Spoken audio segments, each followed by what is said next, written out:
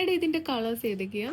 ഇത് നമ്മൾ 4 കളേഴ്സിലാണ് കൊണ്ടുവന്നേക്കുന്നത്. ഭയങ്കര സോഫ്റ്റ് റയോൺ ഫാബ്രിക്കിൽ നമ്മൾ ചെയ്തേക്കുന്ന ഒരു ഐറ്റാണ്. ഇതിന്റെ നെക്ക് പോർഷൻ നോക്കുകയാണെങ്കിൽ നമ്മളൊരു സ്ക്വയർ നെക്ക് പാറ്റേണിൽ വൈഡ് ആയിട്ട് ചെയ്തിരിക്കുന്ന ഒരു ഐറ്റാണ്. നല്ല ഭംഗിയാണ് കേട്ടോ കാണാനായിട്ട്.